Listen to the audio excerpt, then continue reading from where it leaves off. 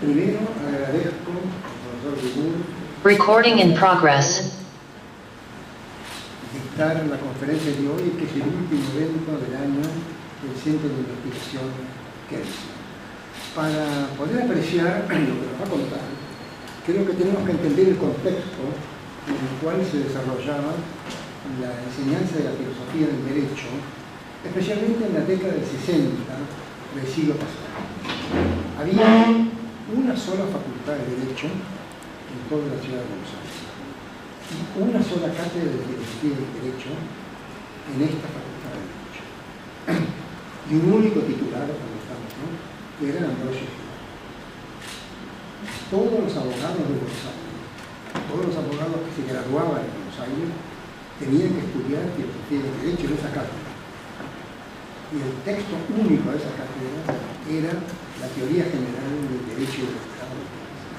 Eso indica el grado de influencia que tenía Kelsen, el único filósofo del derecho leído en la ciudad de Buenos Aires en esa década, y hasta que a comienzos de los 70 fallece Gioja y comienza a haber un pluralismo de cátedras diferente.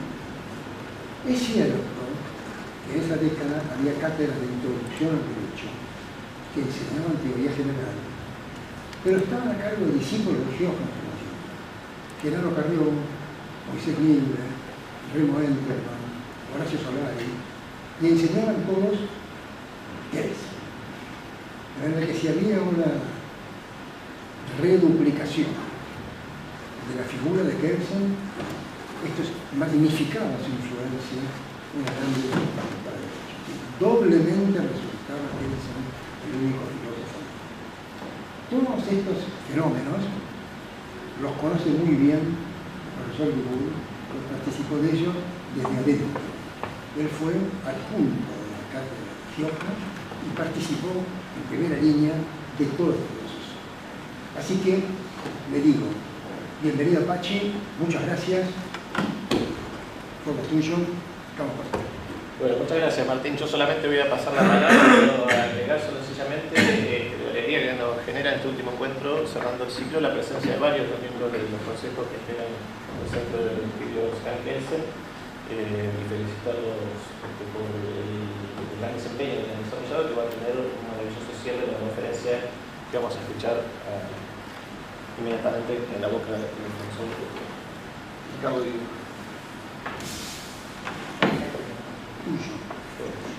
Muchísimas gracias por la invitación. Es un placer estar con ustedes y charlar de nuestro viejo Kelsen. Como dice el doctor Farrell, era nuestro pan de cada día hace 50 años, 60 años, no me acuerdo cuántos años.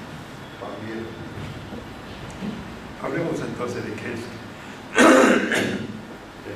Hans Kelsen es en la filosofía del derecho como Kant en la filosofía general.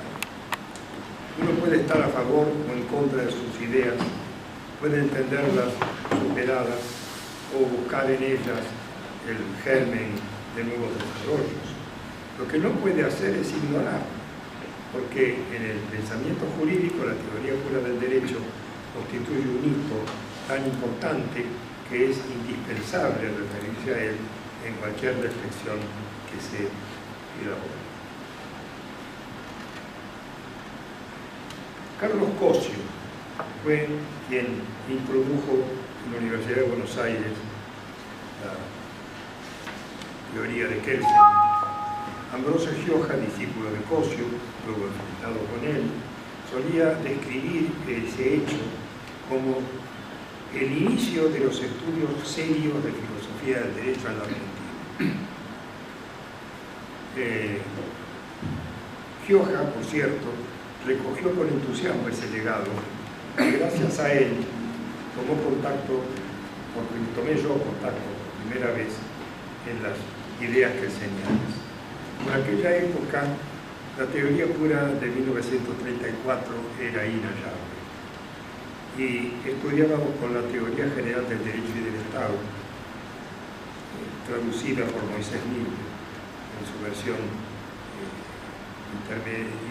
El derecho y del Estado traducida por García Maínez, y la versión intermedia del 57, editada por Eudeva, y traducida por Moisés Lima. Excelente traducción, por cierto. Luego descubrimos la versión castellana de la teoría pura de 1961, que circulaba impresa en mimeógrafo,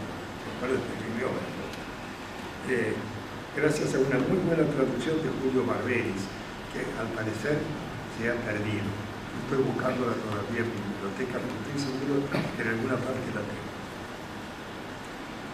Pero nunca llegó a editarse formalmente.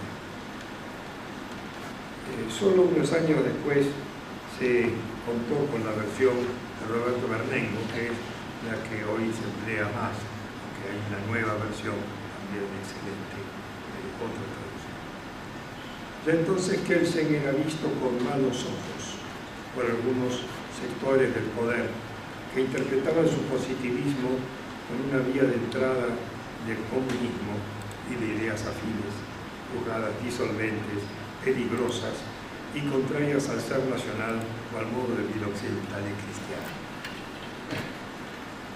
Esta reacción hizo eclosión durante la dictadura de Onganía, del 66 al 70, cuando se estuvo a punto de separar a Ambrosio Gioja de su cátedra. Eso no llegó a suceder. Gioja falleció un poco después, a principios del 71, pero los estudiantes eran cuidadosamente instruidos desde otras asignaturas en la desconfianza hacia Kelsen y sus diabólicos acólitos. Entre 1973 y 74, la universidad sufrió una inversión de su extremismo y la teoría pura siguió siendo tolerada, pero esta vez rodeada de críticas como burguesa y conservadora. El péndulo volvió a moverse entonces hacia el otro lado, en medio de controversias que llevaron a la sangre. En 1974 fue asesinado el profesor Carlos Alberto Saccheri, proclive a la extrema derecha. En 1977, el profesor marxista Jorge Lucio Rebori pasó a integrar la triste lista de los desaparecidos.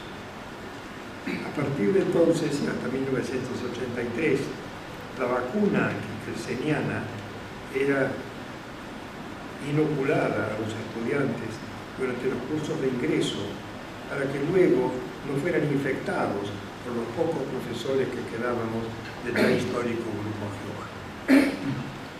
La politización de la teoría del derecho, tan criticada por el propio Kelsen, trababa en ese tiempo todo posible diálogo entre las orientaciones. Cada posición forjaba sobre la otra una leyenda negra que facilitaba el odio o el desprecio. Así muchos positivistas tendían a suponer que los naturalistas no hacían otra cosa que esperar la iluminación divina o practicar la exégesis evangélica para resolver cualquier problema jurídico. Así también los naturalistas daban por sentado que los positivistas no tenían principios éticos, adoraban al Estado y eran capaces de aprobar moralmente cualquier desaguisado legislativo.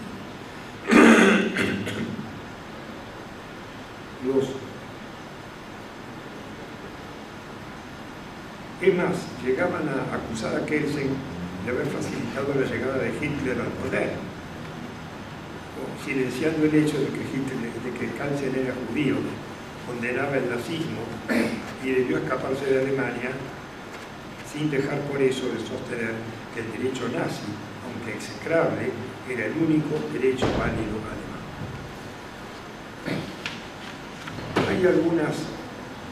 Hoy las aguas políticas se han aquietado, por lo menos en la orilla de la filosofía del derecho, y a partir de 1984 se ha ido reconstruyendo el diálogo académico. Las orientaciones siguen enfrentadas, claro, pero es posible entablar entre ellas un debate fructífero e incluso llevar adelante proyectos pluralistas, como los emprendidos por la Asociación Argentina de Filosofía del Derecho y en la UBA por la Maestría en Filosofía del Derecho.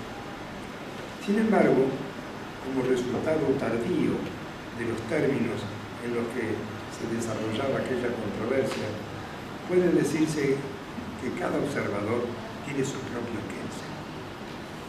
Sigue existiendo el Kelsen proclive al comunismo, de la extrema derecha, que no le perdona su rechazo del derecho natural, el burgués, de muchos marxistas, en desacuerdo con sus pretensiones de neutralidad y que además no acaban de digerir las críticas formuladas en la teoría comunista del derecho del Estado. El Kelsen normativista, proclamado por el propio Kelsen, no siempre de manera perfecta. El Kelsen naturalista encubierto, como sostenía Ross desde su relativo realismo. Y el Kelsen legible en clave psicoanalítica, que es hoy apreciado por algunos críticos. ¿Qué era Kelsen en realidad? Esta pregunta es filosóficamente problemática. En primer lugar, desde luego, porque las clasificaciones no están en la realidad, sino en el sistema de pensamiento del observador.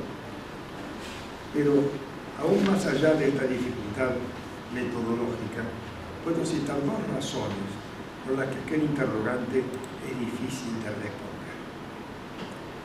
En primer lugar, desde una perspectiva dinámica, hay una dificultad relativa al punto de vista del observador actual.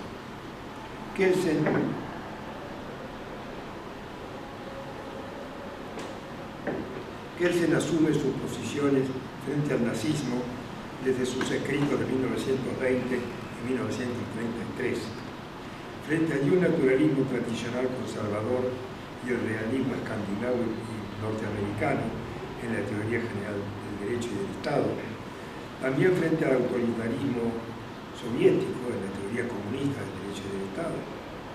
Además, está muy influido por la filosofía kantiana, de ahí la norma fundamental considerada como presupuesto lógico trascendental y tal vez ciertas oscuridades de lo que llamaba el significado objetivo de los actos. De este modo, interpretar a Kelsen con ojos de hoy es lícito y conveniente para la reflexión actual, pero riesgoso si se pretende encasillarlo en una taxonomía cuando las circunstancias y las ideas fuerza entre las que la teoría pura fue concebida han cambiado mucho. En segundo lugar, y desde una perspectiva estática, sucede que Kelsen es contradictorio. Lo es a su pesar, porque pretende conciliar en una sola teoría dos enfoques epistemológicamente incompatibles: el derecho como instrumento motivador de la conducta y el derecho como sistema de parámetros para la interpretación de las conductas. En efecto, los criterios para interpretar las conductas como lícitas o ilícitas dependen en su teoría pura de un sistema de normas jerárquicamente ordenadas. Pero Kelsen reconoce también la necesidad de asegurar que el sistema no gire en el vacío y en cambio sirve efectivamente para explicar y predecir la reacción coactiva del Estado, por lo que no solo es posible aceptar la norma fundamental que sea eficaz, con lo que incluye la revolución y el golpe de Estado en una suerte de metasistema de base empírica. Además, Kelsen permite a la conducta real de las personas irrumpir de manera epistemológicamente conflictiva en la pirámide de las normas. De eso daré un par de ejemplos. Ante todo, Kelsen acepta la costumbre como fuente de derecho y la define a la manera clásica, como la convergencia de tres factores: la concurrencia de las conductas, el mantenimiento de su concurrencia durante un tiempo prolongado y la opinio iuris sive necessitatis, que consiste en que las personas que llevan a cabo esa conducta semejante lo hagan con la convicción de que están obligadas a hacerlo.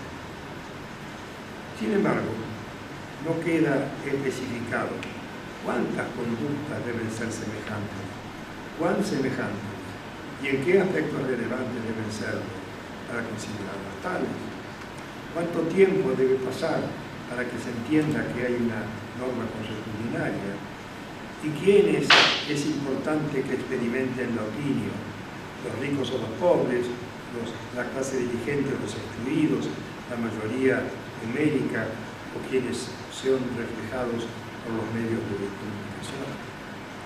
Cuando se examina este problema de cerca y se plantean algunas hipótesis de prueba, se advierte que las tres cuestiones tienen una misma respuesta. Tienen que darse en la forma y medida que sea posible predecir que los jueces tomarán en cuenta los hechos con el valor de una norma jurídica. Si se agrega a esto que la costumbre tiene también un valor derogatorio por medio del desuso y también que sus efectos, cuando se producen, no respetan jerarquías, porque el valor de la costumbre depende directamente de la norma fundamental, la pirámide jurídica queda sujeta a permanente distorsión por la fuerza de los hechos. El normativismo kelseniano tiende a disolverse en un realismo que el propio Kelsen no habría estado dispuesto a aplicar. Otro ejemplo semejante es el poder de los jueces, que tiene impacto en la teoría kelseniana por medio de la institución de la cosa juzgada. Si a partir de cierta situación procesal, resolución de última instancia principalmente, se torna jurídicamente inviable impugnar la solución dada a un conflicto por el tribunal, y si esa solución es jurídicamente obligatoria, y más aún si esa situación se verifica también cuando se trata de un caso de control de constitucionalidad, es inevitable preguntarse si con esto se asegura la primacía de la Constitución sobre la ley y la de la ley sobre las sentencias. ¿No pueden equivocarse los jueces? Para esta pregunta hay tres respuestas, todas ellas insatisfactorias. La primera dice que los jueces nunca se equivocan, porque son sabios, prudentes y conocedores del sistema jurídico. Por mucho que respetemos a los jueces, es imposible conceder esta premisa como afirmación universal de hecho. La segunda sostiene que los jueces de cualquier instancia se equivocan como cualquiera, pero en ciertas condiciones sus fallos deben ser acatados sin más debate. Esta respuesta es más realista, pero desnuda una contradicción. Si los jueces, de hecho, pueden resolver un caso contra la ley o declarar la constitucionalidad de una ley inconstitucional o viceversa, ¿por qué la norma superior en qué norma superior se funda la obligación de acatar y cumplir esa resolución errada? Habrá que pensar que la Constitución y las leyes son autocontradictorias. La tercera respuesta, más escéptica, afirma que los jueces nunca se equivocan, pero no porque sean sabios y justos, sino porque después de todo, la Constitución y las leyes son lo que ellos dicen que son. Con esta solución se evitan, es cierto, todos los problemas anteriores, pero se cae en el realismo de base jurisdiccional que destruye el fundamento teórico de la pirámide kelseniana. Si todo lo que importa en definitiva es lo que digan los jueces, las normas generales pierden su relevancia y se convierten, como diría Lluveli, en juguetes vistosos. En este aprieto, Kelsen elige la segunda solución, para lo que acepta la solución desesperada de afirmar el contenido alternativo de las normas. Según esta posición, y cito aquí, el tribunal de última instancia está facultado para producir o bien una norma jurídica individual cuyo contenido se encuentra predeterminado por una norma general producida por vía legislativa o consuetudinaria, o bien una norma jurídica individual cuyo contenido no está así predeterminado, sino que tiene que ser determinado por el tribunal mismo de última instancia. Cierro comillas. En ambos casos la sentencia, dice, reposa en una norma general preexistente, previa a su producción, que cuando determina el contenido de una norma jurídica individual, lo hace con el sentido de la alternativa aquí expuesta.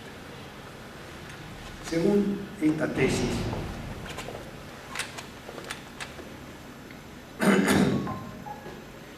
tesis, ninguna resolución es nula ab initio.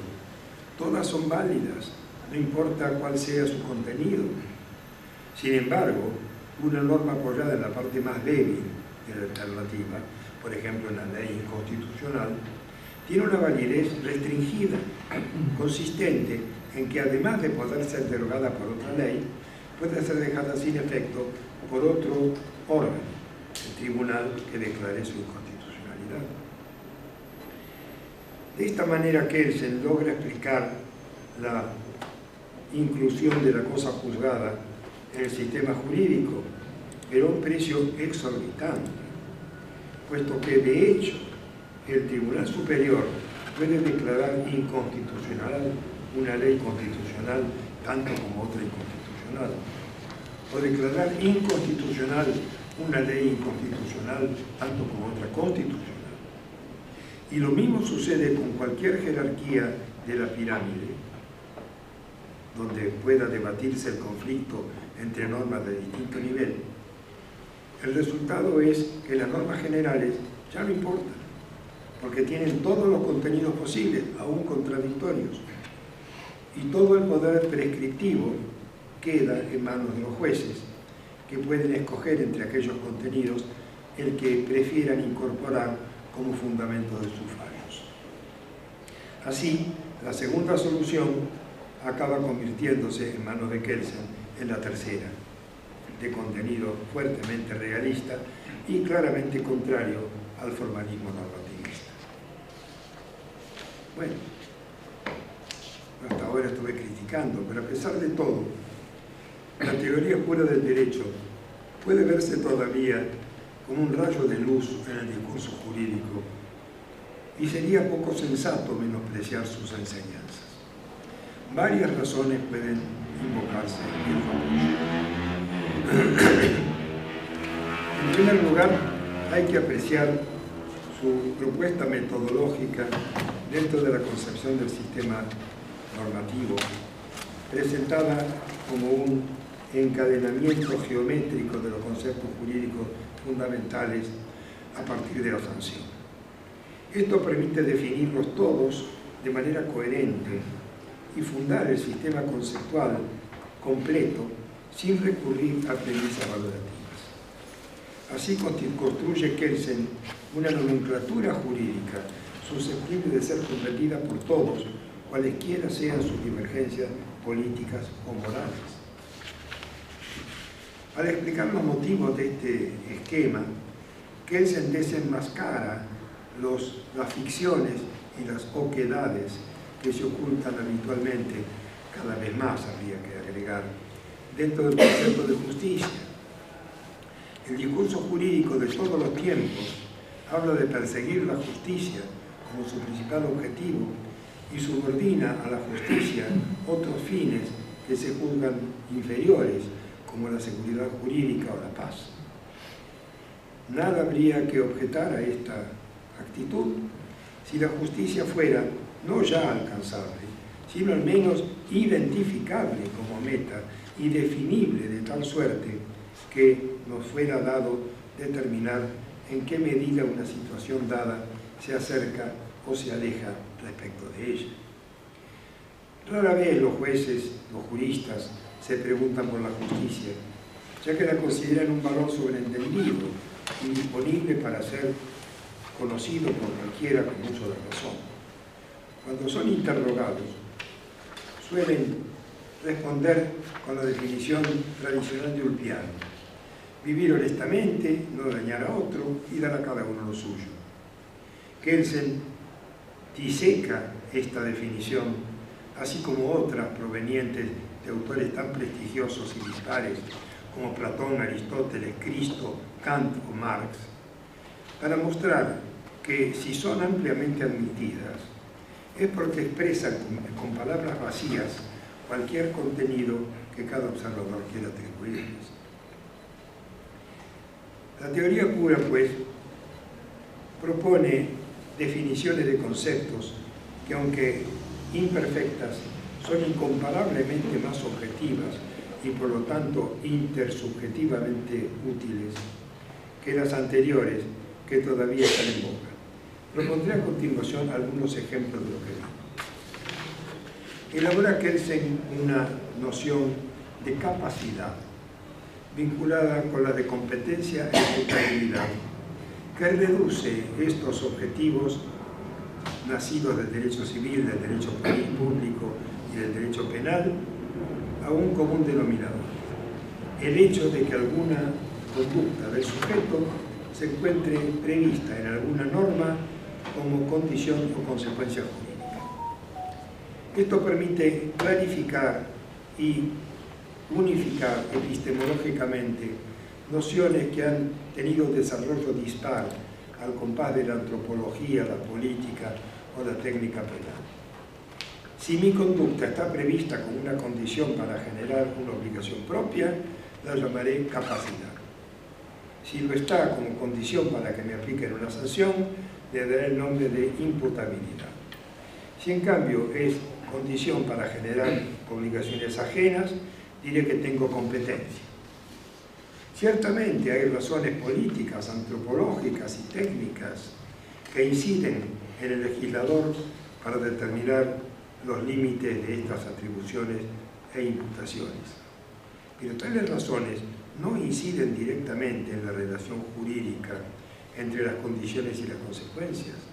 Al revés, es esta relación establecida por las normas la que constituye la capacidad, la competencia y la imputabilidad.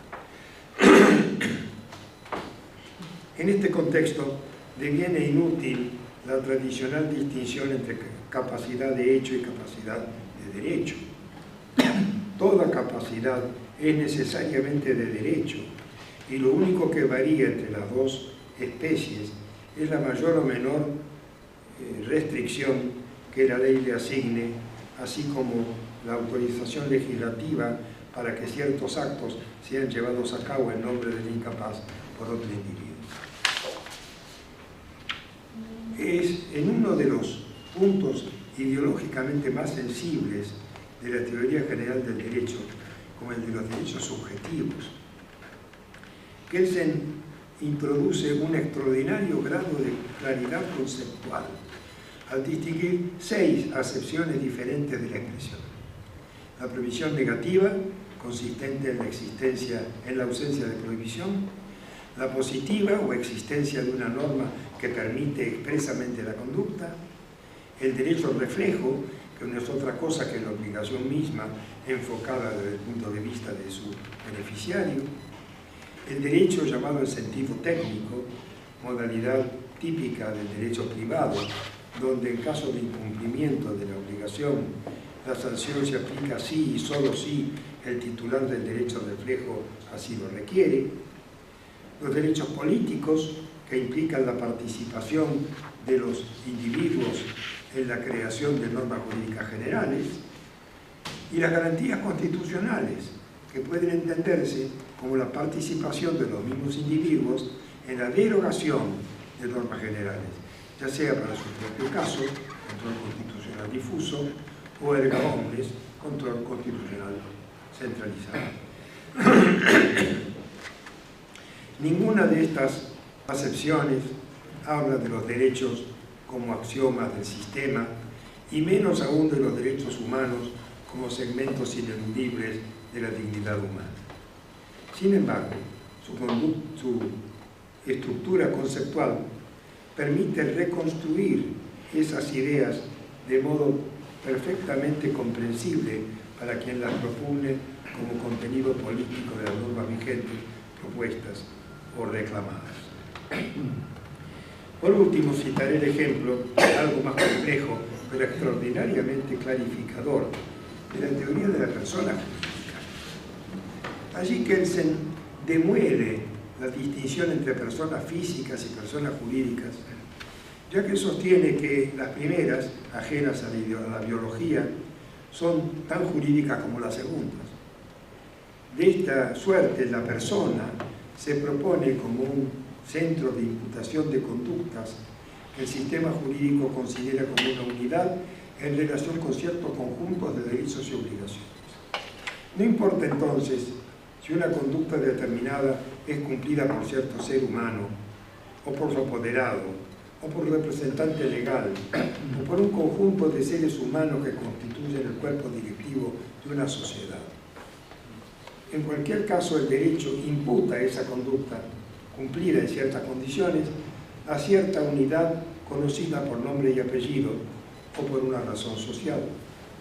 Esta abstracta concepción jurídica de la persona como ente mediador entre la ley y el ser humano evita muchas de las dificultades generadas por la referencia biológica, como las que buscan en la ciencia los datos sobre el principio y el fin de las personas, buscan en los vericuetos de la ética la definición de los derechos personalísimos, se preguntan si una persona jurídica puede cometer delitos, o debaten si no será contradictoria la sociedad unipersonal de responsabilidad limitada.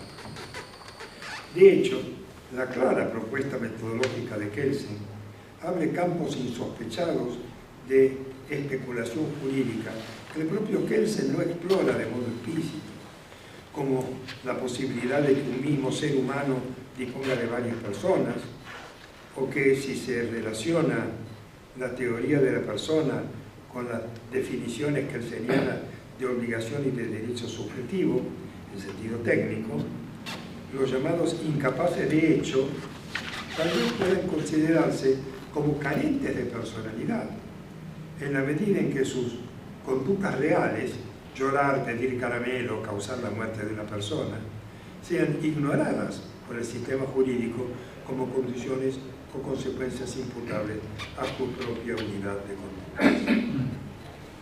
En resumen, Kelsen fue, y es todavía, un baluarte del pensamiento sensato en medio de una constante batalla política que usa la teoría general del derecho como arma arrojadiza. Antes lo hicieron los conservadores como contra cualquier perspectiva de cambio en nombre del derecho natural. Luego los revolucionarios contra lo establecido, inventando una legalidad alternativa. Ahora los demócratas liberales contra el pensamiento que llaman políticamente incorrecto y a favor de una cantidad de principios tan dotados de consenso como carentes de una explicación plausible acerca de su origen y su identificación. Hay que decirlo, es cierto que Kelsen, aún de buena fe, nunca fue tan neutral como pretendía ser. Pero en comparación con quienes lo combaten desde los más opuestos puntos de vista, parece un referí entre aficionados enfurecidos en un partido de fútbol. Si queremos confrontar políticamente, Kelsen no nos sirve. Para este objetivo conviene usar a otros pensadores como Lenin o Nozick. Si queremos ejercer el poder desde un pedestal intelectual, es posible seguir a Santo Tomás de Aquino, emplear los argumentos de Alexis o adherirse a las democráticas salvaguardas de Garzón Valdés o de Manuel Atienza. Pero si queremos entendernos, aunque sea para ponernos de acuerdo, aunque no sea para ponernos de acuerdo, sino apenas para discutir o incluso oponernos, cuando sea pertinente, en un lenguaje común que tanto nosotros como nuestros adversarios podamos comprender por igual, No deberíamos descuidar a Kelsen. Lo que jamás conviene que hagamos es casarnos con la teoría pura, ni convertirla en dogma filosófico jurídico, ni citarla como argumento de autoridad. Lo útil y prudente es usarla como plataforma para nuevos y fructíferos desarrollos.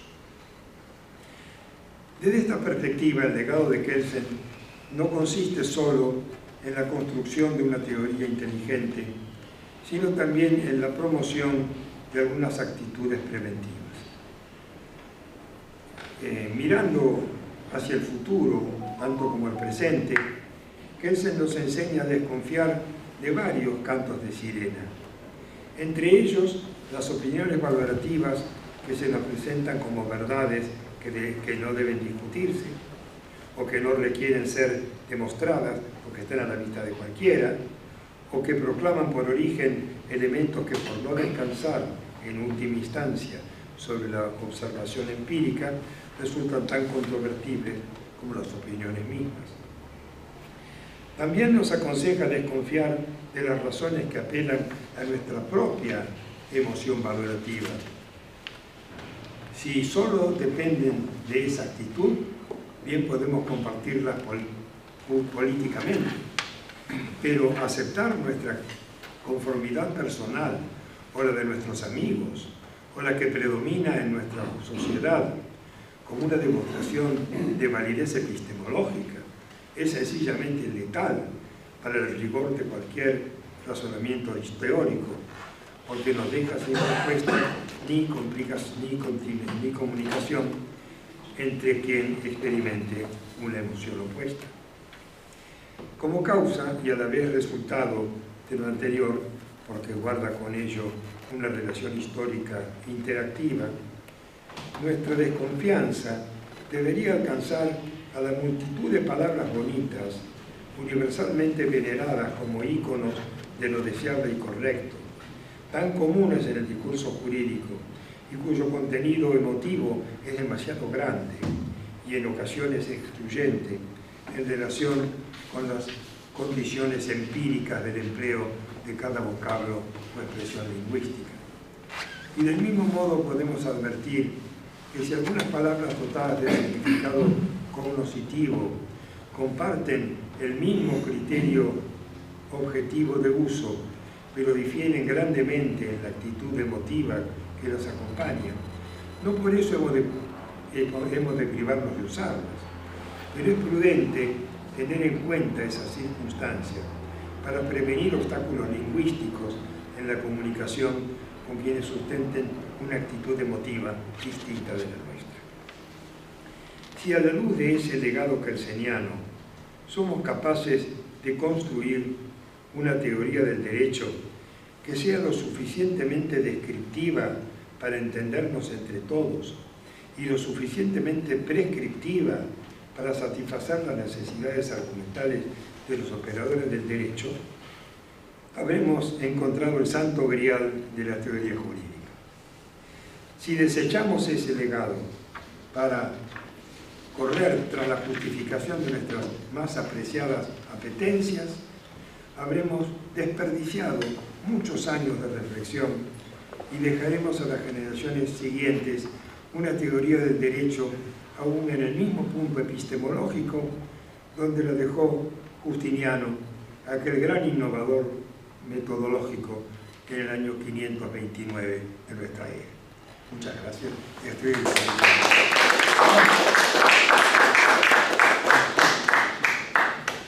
Muchas gracias, profesor Dibur. Martín Fernández, creo que tenemos un tiempo para un diálogo. Quiero... Sí, claro. Vamos a dedicarlo 20 minutos. Quería señalar la presencia y agradecerle al señor decano la oportunidad de incorporar por el impulso y el apoyo permanente a este centro. Así que dejamos la palabra al asistente y a ganar un diálogo con el profesor Dibur. Buenas tardes, señor decano. No había saludado.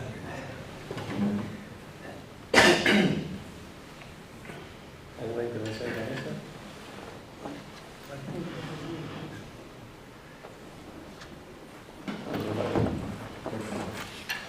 Yo Yo quería, siguiendo con lo que dije al comienzo, recordar la influencia de Kelsen que comienza a menguar,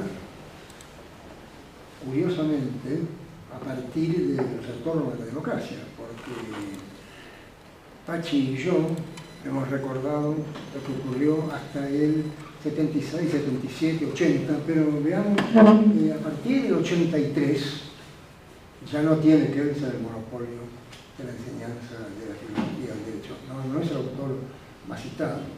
De alguna manera siempre permanece en el pensamiento de Eugenio Bulli.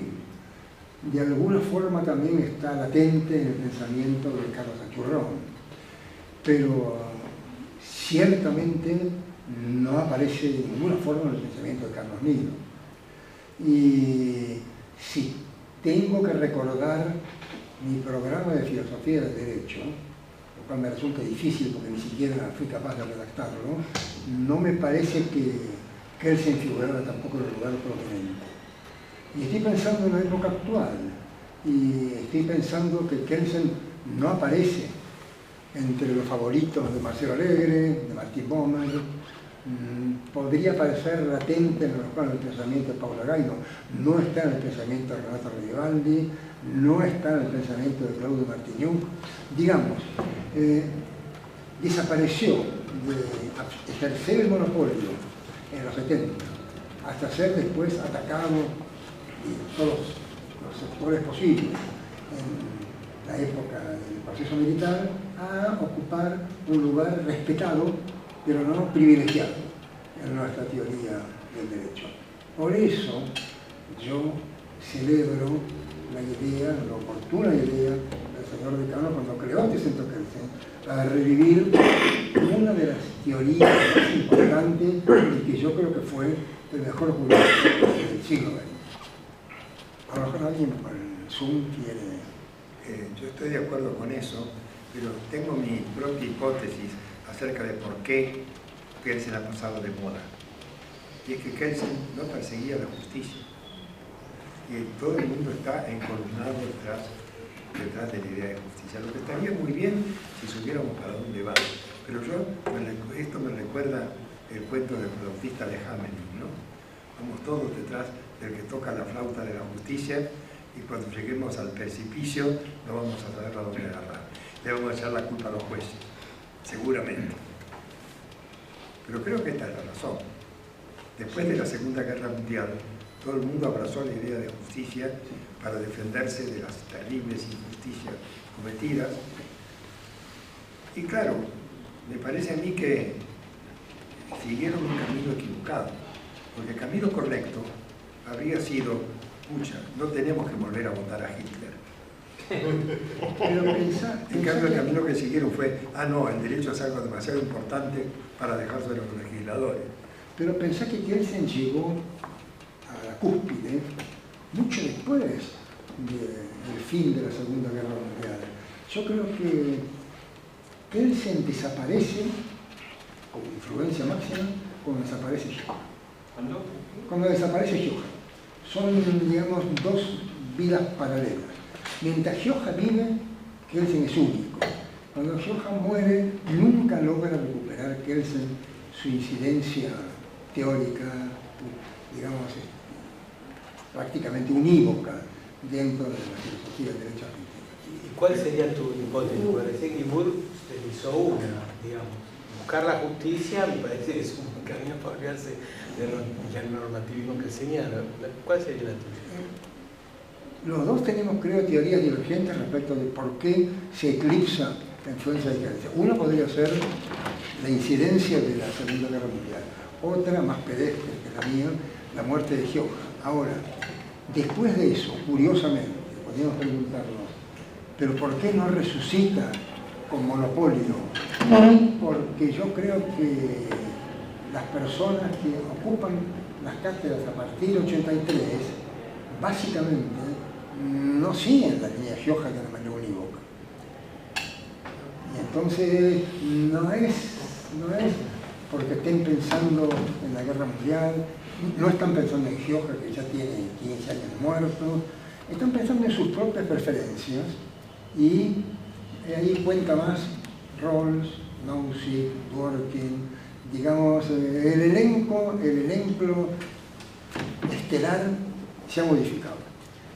Sí, para un civilista como yo que tuviera que decodificar tu hipótesis, sería el caso que estarías diciendo, como se dice habitualmente ahora, vos estarías insinuando que hay una preferencia por la filosofía política más que por la teoría del derecho. Por la ética y por la filosofía política, sí. Pero Salvo... decía yo, no tenemos ninguna divergencia. No, es cierto. Pero me parece que el que evitó ese deslizamiento, el que contuvo el dique, fue Johann mientras vivió. Es cierto. Si yo hubiera vivido... Bernengo también. ¿Eh? Y Bernengo. Y Bernengo. Es cierto, pero acá yo distinguiría dos tipos de influencia. El respeto intelectual que me decía Bernengo no podía compararse con el respeto intelectual y personal de que disfrutaba Gioja. Si Gioja hubiera vivido 25 años más, y perfectamente hubiera podido vivir 25 años más, hubiera sido totalmente distinto el panorama de la filosofía del derecho argentino. Él hubiera podido vivir hasta entrado a los 90. Es decir, él hubiera estado presente en los concursos del 85. Y el derrotero de la filosofía del derecho argentino, estoy seguro que hubiera sido. Porque la influencia hubiera sido tan grande que hubiera sido muy difícil oponerle alguna teoría de tinte y un naturalista, como por ejemplo, ¿no?, la teoría dworkiniana. Pero por supuesto es un contrafáctico. De hecho, murió en el 71 y de hecho en el 85 la influencia de él había, no digo desaparecido, pero había quedado reducida básicamente a Eugenio Gulli. Creo que hay algunas dificultades prácticas. Yo, por ejemplo, soy kelseniano porque tuve un profesor kelseniano que fue Eduardo Barbados, jovencísimo, en una época de oscurantismo absoluto, de la voluntad, pero que prácticamente en 1978 no existían las cátedras con vocación kelseniana, por lo que decía recién el maestro Libur, que en aquel momento Kelsen era más bien comunista. Y después que las soluciones que presta Kelsen, pienso exactamente en el trabajo de 1953 de Justicia, que creo que lo escribe primero en alemán y después es traducido a inglés. Es un trabajo con poca prensa, muy difícil de conseguir, y acá es mucho más fácil conseguir en la facultad desde hace 20 o 25 años el periodo de la justicia, y que más o menos las cuestiones sean resueltas de acuerdo a lo que uno tenga deseos.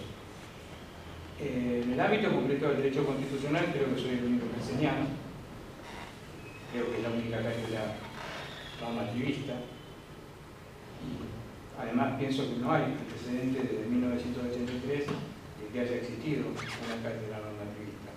No sé si yo resistiría el examen de kelsenianismo, pero por lo menos que llevar adelante muchas de las ideas de Kelsen como jurista constitucional.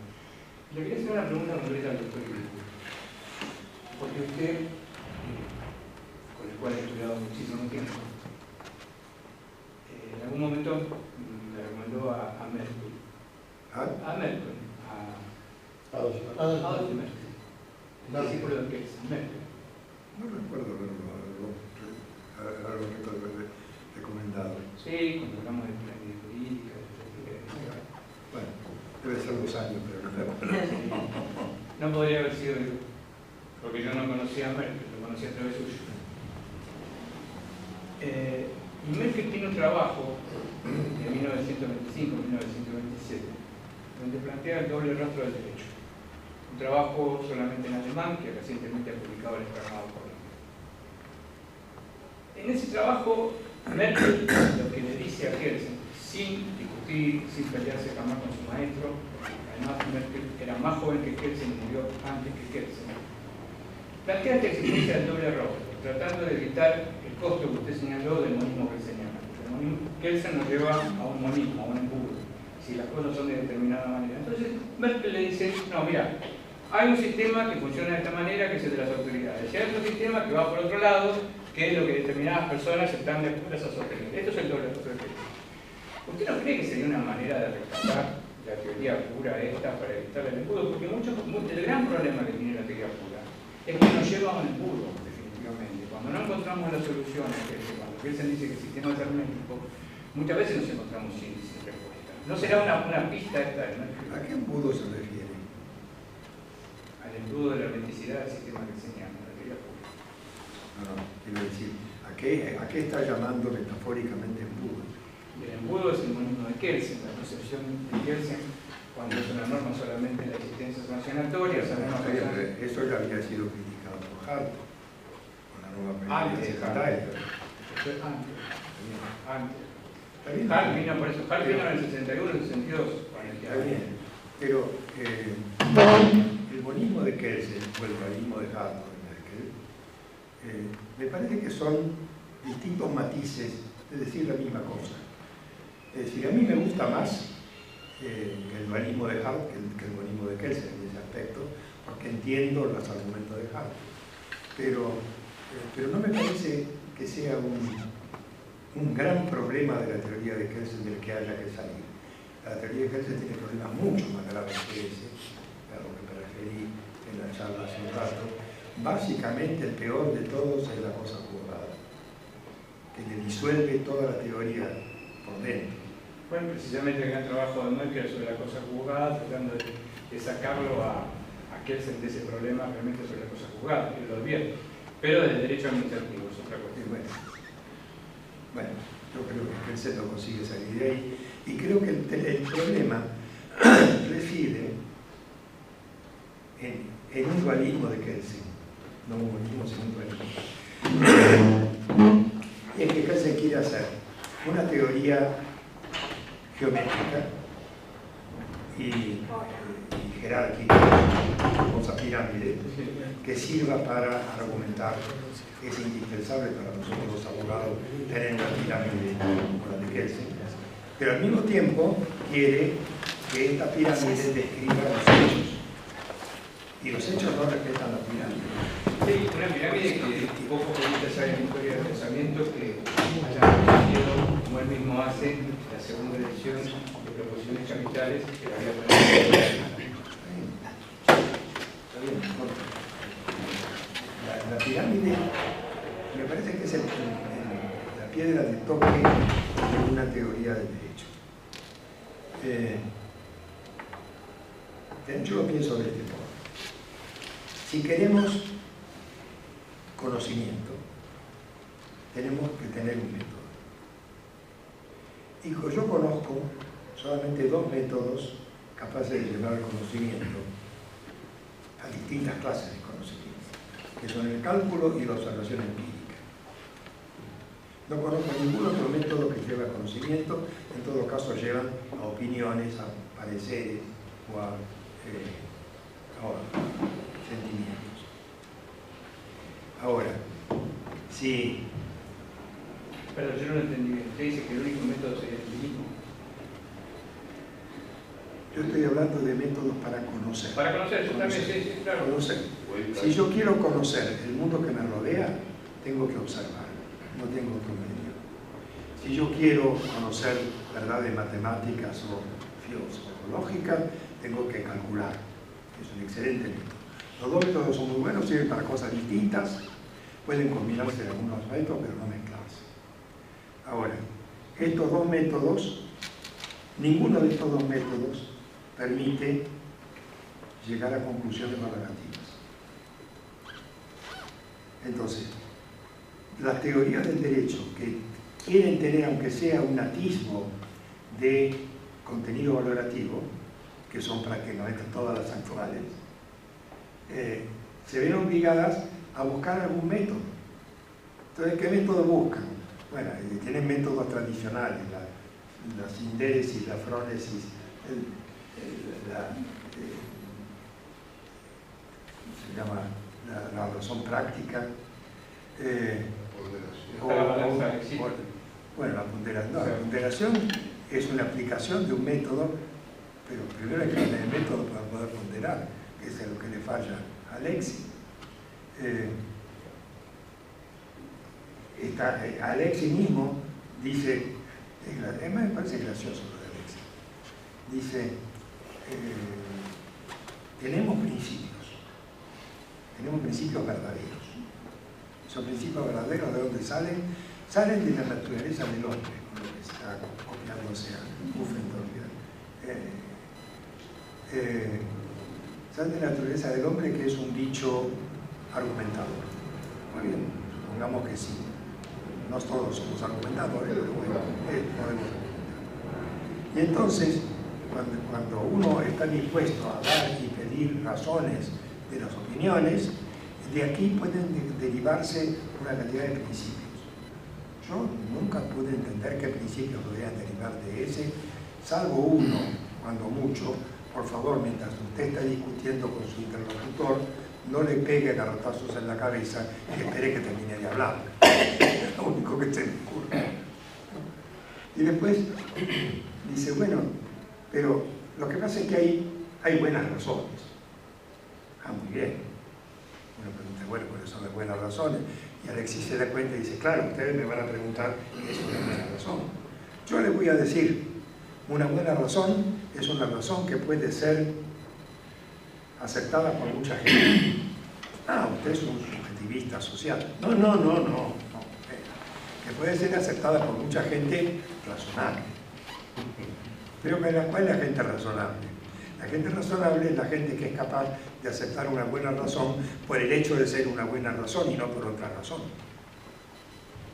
Ah, es como circular, ¿vio? Me parece que el pobre Alexis se muerde la cola cada rato.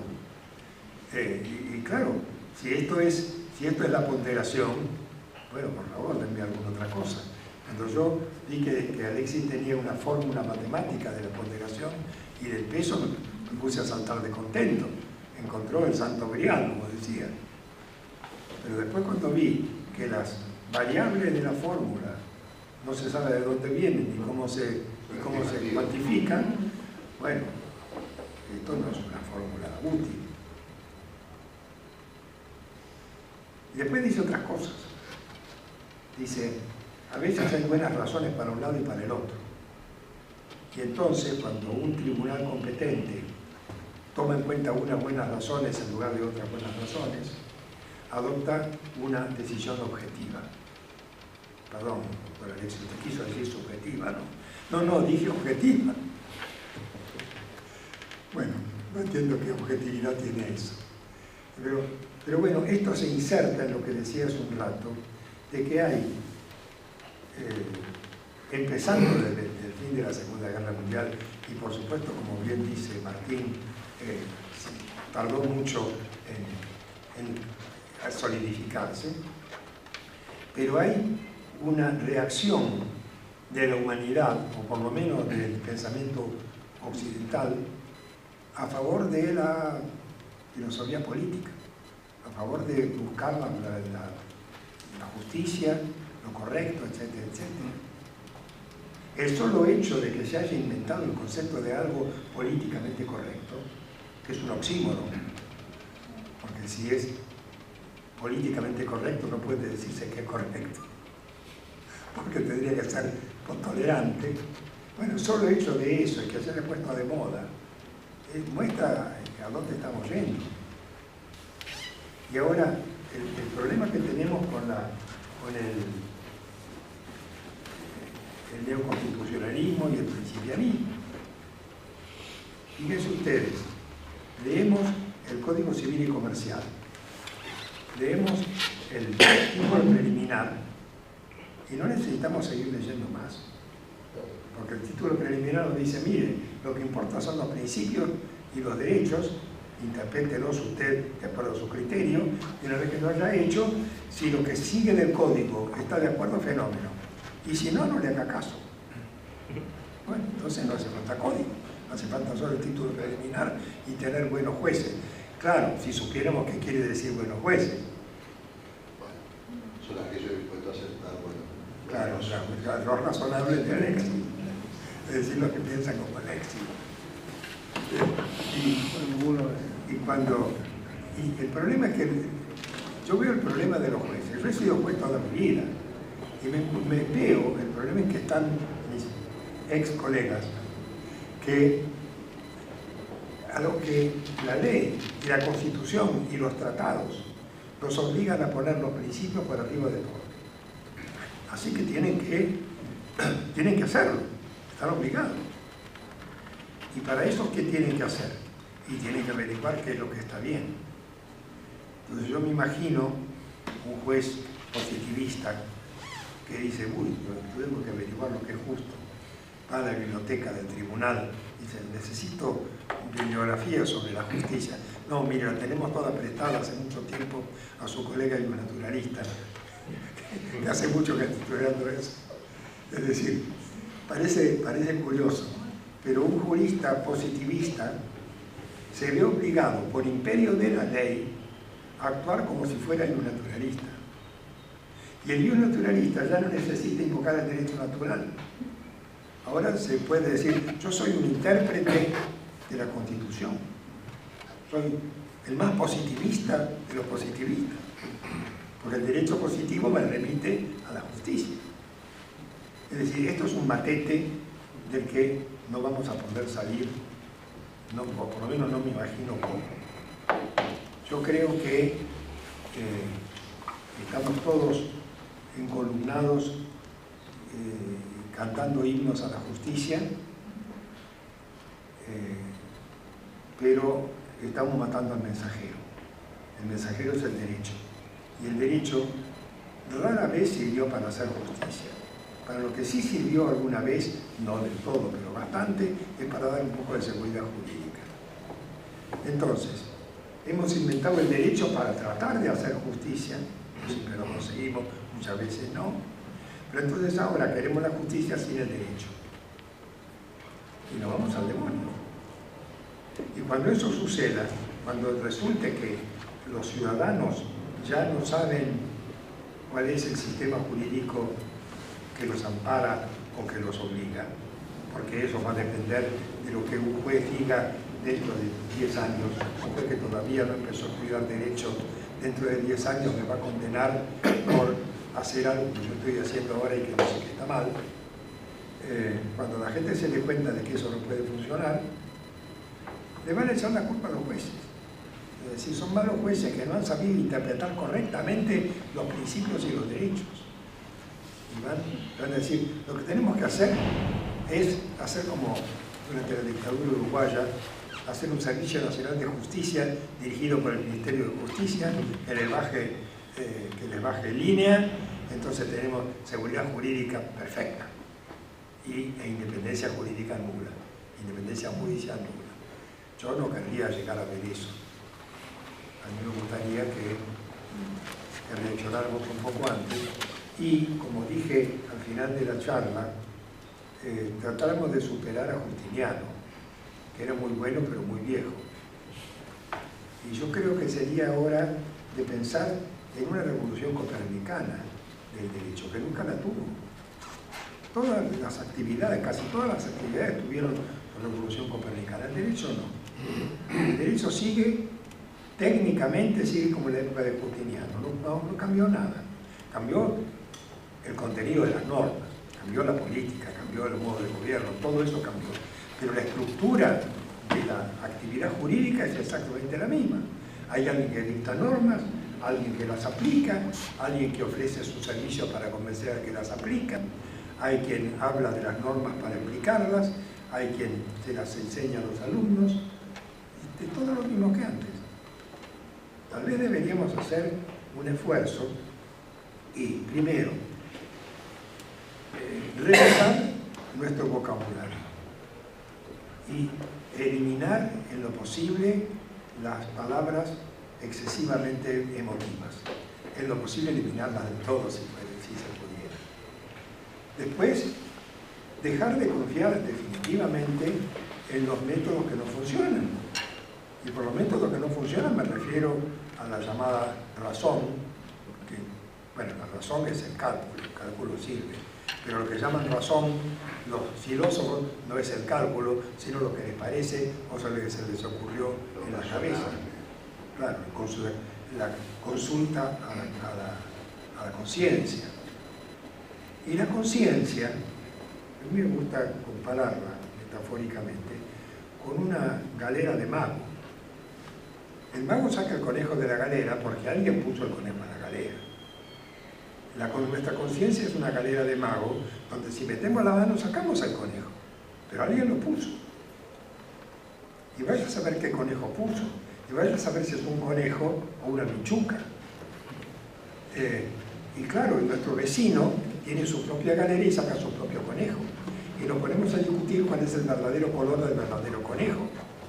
Y no tenemos método para esto. Es decir, toda referencia a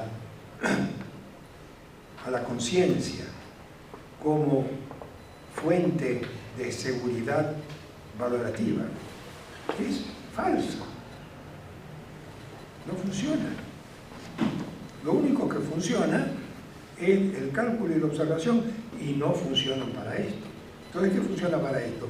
Y que cada uno diga lo que le parece, que discutamos, tratemos de convencernos lo más lealmente que podamos, como dicen los autores de teoría de la argumentación, y llegado el último término que no podamos ponernos de acuerdo, que votemos, que es un método muy imperfecto, pero es el mejor que hemos podido averiguar para resolver los problemas que no tienen otra solución.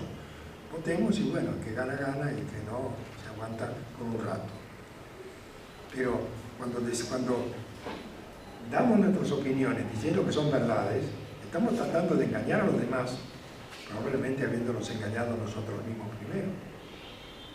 Y creo que este tema, este conflicto metodológico, es el que está en el fondo de todo el problema que tenemos con la teoría del derecho.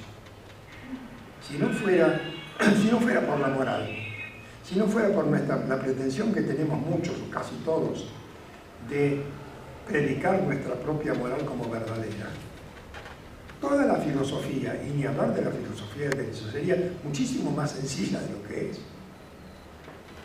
Pero yo creo que todo el problema viene de ahí. A lo mejor es una idea fija que tengo de hace mucho tiempo, ustedes sabrán disculpar, pero yo creo que por lo menos es muy importante. Profesor, tenemos margen para hacer una pregunta con los asistentes. Por favor. Sebastián Chavarría, te voy a habilitar el micrófono. Si quieres hacerle por favor una pregunta. Bien. Chavarría. Hola, hola, ¿me escuchan? Te escuchamos. Sí. Hola, hola, bueno, mucho gusto. Primero que todo, saludar al doctor Guibur, me pareció una conferencia sumamente interesante y siempre es un placer escucharlo exponer sus ideas sobre la idea sobre las tesis kelsenianas y todo. Algo que quisiera retomar, que fue un tema que abrió el doctor Martín y que yo estaba encontrando profundamente interesante y que me gustaría que se pudiese retomar, es sobre cómo se fue abandonando la teoría kelseniana en Buenos Aires. Yo quería presentar una hipótesis al respecto. Yo creo que la obra de Carlos Santiago Nino, yo no minimizaría su influencia, digamos, en el desplazamiento de la teoría kelseniana hacia otros derroteros, y creo que la presencia de Kelsen en la obra de Nino está bastante presente, sobre todo para combatirlo, ¿no? Lo menciono por dos vías. Por la vía de la obra que se está cumpliendo justamente 40 años de su segunda edición, de su segunda y definitiva edición, que es la introducción al análisis del derecho. Ya una vez que se separa pues, de esas posiciones positivistas que casi siempre se hablan del primer Nino. Y luego la otra gran obra importante de él en este respecto es la validez del derecho. Y yo creo que Nino, digamos, hizo un trabajo bastante, unos dirán sobresaliente, yo suelo decir bastante problemáticos, y hasta diría que son, digamos, el gran problema de la teoría del derecho actual, porque parte de la idea, me parece a mí, original en el sentido de que no lo encontramos tanto en el mundo anglosajón, de ser una teoría del derecho, digamos, pensado desde la teoría de la ciencia. Yo creo que esa es la parte interesante de Kelsen, tratar, digamos, pensar el conocimiento jurídico a la luz de la teoría de la ciencia, ¿no? Y en cambio en Nino, pues encontramos eso, ¿no? De que el concepto de validez en Kelsen es problemático. Por cierto, quisiera en ese sentido lanzarle la pregunta al doctor Guibur, que piense, digamos de esta crítica al concepto de validez que Nino, digamos, le critica profundamente a Kelsen, y luego que, claro, como Nino parte del pluralismo de conceptos de derecho, eso le asienta a él la idea de que, bueno, también podríamos hacer múltiples ciencias del derecho, dentro de las cuales en un sentido se puede usar un uso descriptivo del derecho y en otros normativo, ¿no? Y creo que eso sirvió de influencia en el mundo latino, porque casi todos los del mundo latino, mencionó el doctor Martín Barrios, entre ellos también yo incluiría a Tienza, y también creo que estaría incluido, por ejemplo, incluso gente como la teoría crítica, por ejemplo, Carlos Cárcova, por ejemplo, reivindica justamente que se tiene que relativizar la discusión entre positivismo y naturalismo, y en buena base se funda en Nino, ¿no? Entonces yo quería nada más eso, comentar que no minimizaría, digamos, la influencia de Carlos Santiago Nino en este derrotero, y también pues lanzarle la pregunta al doctor Guibur sobre, digamos, el concepto de validez en Kelsen, que ha sido como el punto de partida para problematizar y a su vez abandonar la teoría kelseniana, ¿no? Muchas gracias a todos por el espacio y agradecerles también por haber escuchado esta intervención. Gracias. Gracias. Yo debo decir que yo he usado el libro de Nino como libro de texto en mi clase de grado hace muchos años y nunca me pareció que Nino fuera anti-kelseniano. Antes bien me pareció que Nino partía de Kelsen para hacer una reformulación a su manera. Lo que pasa es que además Nino tuvo dos ediciones de su libro famoso. El famoso y uno anterior, que creo que se llamaba Notas en 4 tomitos, que era excelente, maravilloso. Ese lo usé y después usé el otro. Y noté la diferencia. Nino había virado hacia el naturalismo en la segunda edición, lo que fue motivo de un episodio muy gracioso con el profesor Barrera. Con el profesor Barrera de Tucumán, sí. Yo coincido con el profesor Guibur. El libro que ustedes mencionan es el libro del Nino profesor adjunto, que son los 4 tomos pequeños de que hablaba el profesor Guibur. El Nino profesor titular. 1974. Por ahí sí. 1974 el 73 por Nino ahí. profesor adjunto. El Nino profesor titular es del 84. Y en ese momento, por supuesto, que se produce un giro dramático hacia el naturalismo. Y el Nino final es claramente naturalista, por supuesto. Yo me estaba refiriendo al Nino final, no al Nino inicial. El Nino inicial, por supuesto, tiene influencia kelseniana porque yo fui discípulo de Gioja, así que obviamente iba a tener influencia kelseniana, estoy de acuerdo, pero no el Nino conocido. ¿Y el episodio con Ignacio Verde se puede contar? Sí. En un congreso de filosofía del derecho que había acá en Buenos Aires en un momento dado, el profesor titular de filosofía del derecho de Tucumán, el profesor Barrera, estaba discutiendo con Nino, que negaba siempre en privado y en público ser un naturalista, y ante una respuesta de Nino se puso de pie y dijo: pero usted es un naturalista. Y todo el congreso estalló en carcajadas. Siempre creímos que el profesor Nino era positivista y ahora resulta que es un naturalista. ¿Le dijo eso? Y todos nos reímos porque fue el que dijo que el ley iba desnudo. Y tenía toda la razón. ¿Qué año fue eso? 83, sí, fines de 83 o 84. Fue el congreso que organizó Puligin en el tercer piso, cuando reconquistó el tercer piso. Sí, eso fue como todavía no era titular.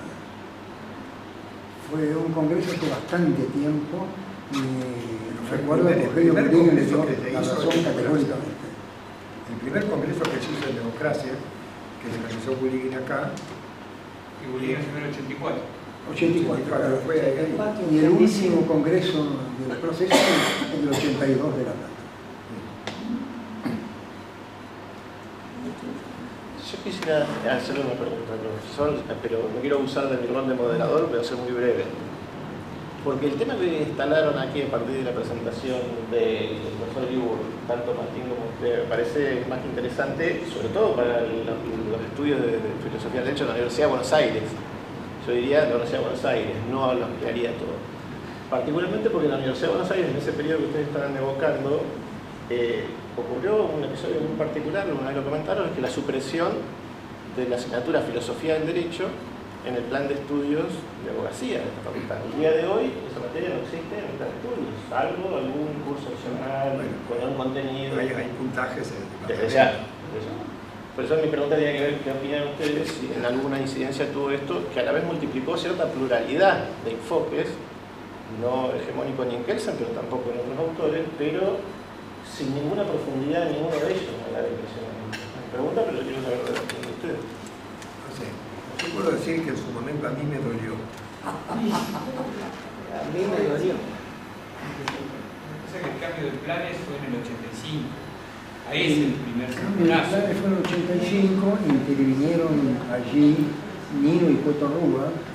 Yo el cambio de planes en general fue bueno y de alguna manera entiendo que tiene sustento la objeción de Diego, pero en realidad en lugar de ponerla como una materia fija y única en el ciclo profesional orientado, se colocaron puntos que permiten cursar distintos temas, todos de Filosofía del Derecho y aprobados por el Departamento de Filosofía del Derecho, lo cual parece ajustarse mejor a las preferencias de los alumnos. Por otro lado, se robusteció el papel de la materia de Teoría General de Derecho, de modo tal que los conceptos básicos, si alguien quisiera enseñar a Kelsen, lo podría enseñar, por ejemplo, el de Lo que dice Diego, ¿verdad, Martín? O sea, en el reparto, así como Constitucional, por ejemplo, perdió con humanos, ustedes perdieron, yo era el plan de ustedes, el plan de las 28 materias, acá para recibir tenían que aprobar filosofía. Hoy políticamente desaparece de la currícula académica filosofía, no es una materia. Había que estudiar romano. Romano, claro, el plan de 28 materias, claro, romano, teníamos romano. Al desaparecer me parece que filosofía ahí pierde y hay un gran desplazamiento. ¿Desaparece o no? De acuerdo a los profesores. Yo quería disentir ligeramente, Raúl, respecto de la difusión de los libros de Kelsen. Yo vuelvo a insistir con mi idea, todo depende de los titulares. No es que haya dificultades para conseguir a Kelsen en la facultad y sea más fácil conseguir el Imperio de la Justicia. Si vos vas a la planta baja vas a encontrar en uno de los locales exhibido en la vidriera el libro de Introducción al Derecho de Mouchet y Sotraquín Lecour. ¿No? De Mouchet y Sotraquín Lecour. Lo vas a encontrar muchos meses más. No se va a vender. No se va a vender por dos razones. La primera es que es muy malo. No hay ningún motivo para que se venda. La segunda, que nadie cree en el libro, no hay ningún titular que lo recomiende. No es que la gente de golpe tenga interés en el Imperio de la Justicia y lo considere bueno, es que los titulares lo valoran, lo recomiendan y entonces los alumnos van a las librerías y lo piden y por eso es fácil conseguirlo. Pero los titulares crean el mercado, entonces los alumnos siguen a ese mercado. Yo me refería, Martín, a otra cosa más puntual, está bien, porque me refería al trabajo de Kelsen del 53, traducido por Garzón, que es realmente dificilísimo conseguirlo, y que no ha tenido la difusión que, por ejemplo, tiene en esta facultad, por decir una cosa, la obra de Alexis o la obra de Rawls. Si vos en la obra de Rawls y la obra de Alexis la encontrás en cualquier fotocopiadora. El trabajo de Qué Justicia, que es un trabajo importantísimo para los alumnos. ¿Por qué? Porque los titulares te hablan de Rawls. No lo sé. No te hablan de Kelsen. Fíjate que la teoría pura, ¿por qué edita Rudeva la teoría pura traducida por mí? Porque el boom de la teoría traducida por García Magnesía es tremendo. Pero yo pensó que podía aprovecharse de esto y seguir vendiendo, y efectivamente, ¿qué hizo? Vendió miles de ejemplares de la teoría pura traducida por mí. Y ahora, ¿dónde está? No lo encontrás en ninguna librería. ¿Por qué? Son los alumnos que ponían el interés, pero desde luego, porque la perdieron. Los titulares no lo pagamos. Entonces, es una historia antigua. Mouchet, Sotraquín Lecour, hasta León García y Villanova, que era excelente libro, por cierto. Hasta León García no está en ninguna parte, por supuesto. No, es cierto. En cambio, cuando Villanova era titular, el libro estaba en todas las librerías, por supuesto. Una postilla con el tema editorial que acaba de mencionar Raúl, si te estás refiriendo al mismo texto, debió haber sido el último capítulo de la segunda edición de Teoría Pura del Derecho. ¿Cuál? El que vos decías, la traducción de Garzón Valdés sobre la justicia. Ese texto es el apéndice de la versión publicada en alemán, si no me equivoco, Carlos. Pero acá y acá en la edición que nosotros conocemos, que es la traducción de Bernet, publicada por la UNAM, es una breve nota al pie que dice que no lo incluye. No, hay una traducción inclusive de Casarriglia, que es la que circuló acá. La de Garzón es imposible conseguirla. Yo la fotocopié, la tengo ahí. ¿Puede ser la monografía ¿Qué es la justicia? Sí, o el problema de la justicia que es un poco más no, amplio? ¿qué es la justicia? Que él la escribe. Bueno, en cualquiera de los casos también hay una cuestión de cómo circulan las obras y lo cierto es que ese tema estaba abordado de manera mucho más amplia en ese texto, que era el apéndice del último capítulo de la Historia Pura del Derecho, de la segunda edición. Perdón, cuando yo me recibí era jovencito, hace 40 años, estaba en todas partes, ahora me siento viejo. Porque Ahora esto para mí es una novedad, se me ha quedado la idea de que vos ibas a cualquier bar o a cualquier lugar y te tiraban que es la justicia. Es un cambio. Yo tengo una edición de que la justicia, no me acuerdo de qué editorial, pero es un folleto Leviatán, de creo tapa que blanca. Yo tengo una de mi padre, que es la justicia. Debe ser el mismo libro. Hay dos. Creo que la editorial es Leviatán. Dos trataditos de eso. Uno es que la conferencia de vida en Berkeley, en su Claro. 72, Sí. y hay otro que es la ponencia de él al encuentro con Bobbio, con Eisenman en Francia, en el seminario, el famoso seminario que se hizo, que es muy parecido, pero un poco más extenso. La que dice usted, doctor, está en inglés en internet, el audio. Está todo. Está Exactamente. el audio en inglés. Bueno, vamos a ir cerrando porque ponemos el horario, el salón y la verdad que también le agradecemos mucho a los grupos. Quisiera que tuviera la última palabra. Como decía el genio de la Mil y una Noches, escucho y obedezco. Así es. Doctor Libur, por favor, usted tiene la última palabra. Más allá de agradecerle la fotoconferencia, nos gustaría... Bueno, no tengo mucho más que agregar, simplemente agradecerles a ustedes la paciencia que han tenido para escuchar todo lo que relatan. Espero que les haya gustado y espero también, como decía Farrell, que el ejemplo de Kelsen perdure un poco más, porque sin perjuicio de sus errores, yo creo que tiene errores graves, pero sin perjuicio de eso, creo, como decía hace un rato, que es como un rayo de luz. Es decir, es alguien que se animó a poner racionalidad en una argumentación terriblemente irracional. Y creo que esto vale la pena seguirlo. Y me preocupa ver que, según me parece, el mundo va en sentido opuesto. Es decir, cada vez más irracional lo que está detrás de la ilusión de la justicia absoluta para el caso concreto. Recording stopped.